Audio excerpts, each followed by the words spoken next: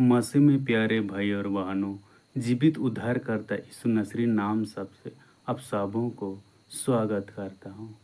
सो प्यारे भाई और बहनों, आप सबों को मेरे ओर से यीशु सहाय प्रेस द लॉर्ड। सो प्यारे भाई और बहनों, आज फिर से मैं इस साप्ताहिक संदेश वीडियो में नया फिर से सुंदर सा वचन लेके आया हूँ आप सबों को सामने में। तो सो प्यारे भाई और बहनों, हम लोग आज देखते हैं सुंदर सा वचन। वो है लूका रचित सुसमाचार अध्याय 7 वचन संख्या 11 से लेके 17 पद तक। तो सो प्यारे दोस्तों, आप लोगों के पास भी बाइबल खोल के देखिए, पढ़िए और मनन कीजिए आप लोगों ने भी। तो हम लोगों सीखेंगे, पढ़ेंगे, देखेंगे। यहाँ हम देखते हैं प्रभु यीशु मसीह इस दुनिया में, इस धरती में जब आए थे, कई सारे अचच काम करके दुनिया में घूमता था, फिरता था। उसका पीछे हजारों पीछे पीछे उसका चलते चलते आज आया जाया करते थे। तो सब प्यारे दोस्तों, भाई और बहनों, यहाँ भी एक ऐसे घटना हुआ है, ऐसा अचच काम हुआ है जो दिखाता हूँ, जो मूल विषय है आज का, एक विधवा के पुत्रों के जीवन दान। तो प्यारे भाई और बहनों, यहाँ हम देखते हैं एक नगर था, नईन नामक नगर था। उस नगर में चलते चलते यीशु मसीह अचच काम देखते हुए लोगों को, कई सारे लोग उसका पीछे अचच काम देखते हुए रोगी दुखों में चंगे हुए, कि किसका कोई दुष्ट आत्मा निकलते हुए, अनेक प्रकार अचच काम करते हुए। सो प्यारों, यहाँ देखते हैं भाई और बहनों कि चलते चलते नई नगर पहुँच गया और उस फाटक के पहुँच गया। तो एक विधवा माँ का बेटे को, अर्थी को उठा के लेके आ रहे थे।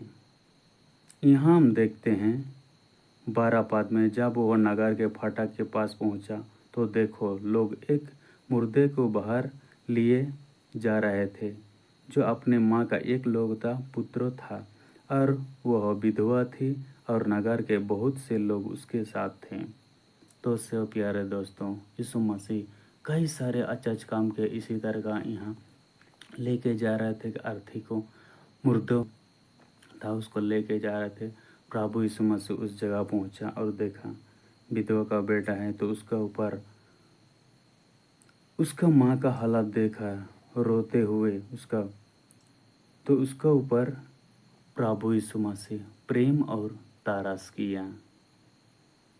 तो देखते हैं वहाँ उसे देखकर प्रभु को तरस आया और उससे कहा, मत रो।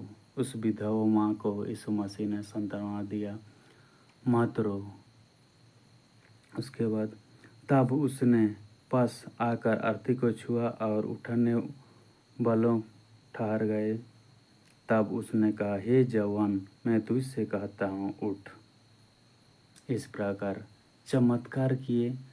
वहाँ जो अर्थी जा रहा था उन लोगों को खड़ा किया और छुआ और उठ हे जवान, और वो ठहर गया और बोलने लगा। तब वह मुर्दा उठा और बोलने लगा। उसने उसे उसकी माँ को सौंप दिया। तो प्यारे दोस्तों, अभी भी इस दुनिया में कई सारे अचच काम हो रहा है, भविष्यवक्ता के द्वारा, कोई प्रार्थना के द्वारा। सो प्यारे दोस्तों, वहाँ जब प्रभु यीशु मसीह दुनिया में आए तो ये अचच काम हुआ। तो इस दुनिया में अभी भी कई सारे लोगों का शरीर में मैं देखता हूँ, हाथ पाँव, पेट का अंदर में, शरीर का, सिर के बाहर में कई सारे प्रकार शरीर का अंग मर गया है।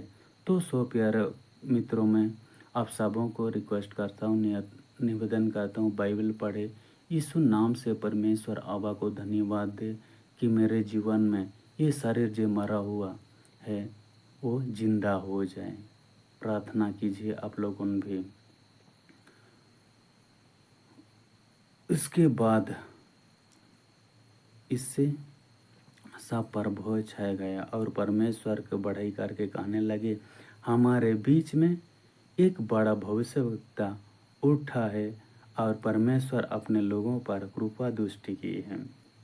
सो प्यारे दोस्तों, जब यीशु मसीह आए तो कोई नहीं जानता था कि यही यीशु मसीह है। स्वर्ग और पृथ्वी का राजाओं का राजा, प्रभुओं का प्रभु है। यहाँ सब कोई बोलने लगे कि ये एक भविष्यवक्ता ही है। तो हम देखते हैं पुराना नियम में एक वचन जो देखते हैं, पुराना नियम में पहले राजा अध्याय 17 वचन संख्या 17 से लेके हम देखेंगे वहाँ 24 पद तक। यहाँ थोड़ा से हम लोग चर्चा करेंगे भाइयों और बहनों।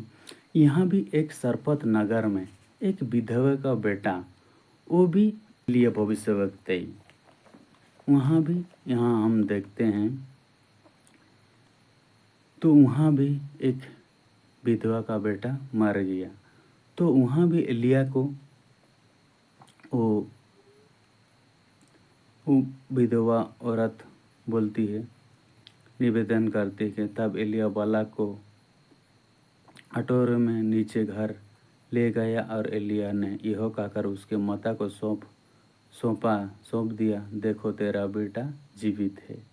वहाँ भी हाँ पुराना नियम यहाँ के लोग यहाँ स्मरण करके ये एक भविष्यवक्ता ही मानते हैं। तो मैं प्यारे भाइयों, दोनों के नया नियम और पुराना नियम अब बाइबल खोल के जरूर से पढ़िएगा। सो प्यारे दोस्तों, हम सुंदर सा एक वचन हम देखते हैं। वो यूहन्ना लिखी सुसमाचार अध्याय 11 वचन संख्या 25 को हम देखते हैं। उसमें लिखा हुआ है, यीशु ने उनसे कहा, पुनरुत्थान और जीवन मैं ही हूँ। जो कोई मुझ पर विश्वास करता है वह यदि मर भी जाए तो भी जिएगा। सो प्यारे भाई और बहनों, प्रभु यीशु मसीह जैसे यहाँ नैन नगर में विधवा बेटा को जीवित किया, वहाँ एलिया नबी विधवा बेटा को जीवित किया सरपत नगर में। यहाँ भी प्रभु यीशु मसीह का जो विश्वास कर देगा, मर भी जाएगा तो भी वो जीवित रहेगा। तो कई सारे रोग बीमारी से, दुख से हम लोग का शरीर अंग मर जाता है, शरीर के अंदर में चाहे बाहर में। तो हम लोगों इस दुनिया में कोई भविष्यवक्ता चाहे बाइबल पढ़ के हम लोगों खुद से प्रभु यीशु मसीह यीशु नाम से परमेश्वर को दुआ प्रार्थना करेंगे कि हम लोग शरीर फिर से अंग जीवित हो जाए, जैसे कि यहाँ विधवा स्त्री का बेटा जीवित हो गया। तो प्यारे भाई और बहनों, तो आशा करता हूँ आप लोगों इस वचन संदेश के द्वारा, साप्ताहिक संदेश के द्वारा आप समझ गए होंगे। ज़्यादातर आप लोग हम लोग तो सीख रहे हैं।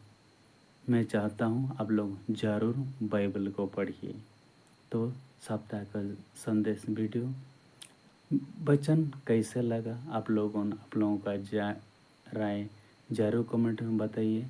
और आप लोगों का आशीर्वाद और प्रेम हमेशा सदा बने रहे। तो प्यारे भाई और बहनों, आप सबों से धन्यवाद करता हूँ। आप लोगों ने सुंदर समय दिए और मेरा वीडियो देखे, प्रोग्राम देखे।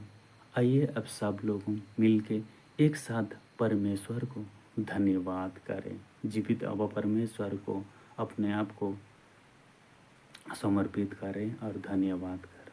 चलो सब कोई आंख बंद करें और धन्यवाद करें। हे सर्वशक्तिमान पिता परमेश्वर आबा, हम अभी इस वचन को लेके बहुत खुशी हुए और सीखे। धन्यवाद करते हैं। जितने भी ये भाई और बहनों देख रहे हैं उन लोगों को आशीर्वाद दे। आबा परमेश्वर पवित्र आत्मा इस संसार में कैसे चलें और आगे बढ़ें, बाइबल कैसे पढ़ें और आगे बढ़ें। पवित्र आत्मा द्वारा आगे उन्हें अगुवाई कीजिए, हम लोग को भी अगुवाई कीजिए, मेरे को भी और इन लोग को भी। आबा परमेश्वर धन्यवाद के जितने भी भाई और बहनों का जितने भी रोग दुख बीमारी है, शरीर काम नहीं कर रहे हैं, मरे हुए हैं, मर गए हैं, प्रभु यीशु नाम से प्रार्थना करता। और बाइबल वचन में कहते कि तो भी मर भी गए तो मैं जीवित कर दूंगा। प्रभु परमेश्वर यीशु नाम से प्रार्थना करता हूँ, उन लोग का शरीर का अंग कोई भी रोग दुख मर गया तो जीवित हो जाए।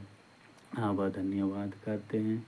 सप्ताह के जीवन में संभल रहे हैं और संभालिए और अनेक प्रकार अचानक दुर्घटना रोग दुख मर जोखिम से दूर कीजिए। धन्यवाद। इस विनती को जीवित उद्धार करता यीशु नसरी नाम से प्रेम और दया से स्वर्ग राज्य में सुनकर ग्रहण पूरी कर दीजिए। आमीन। आप सबों को फिर से यीशु सहाय। Praise the Lord. आमीन।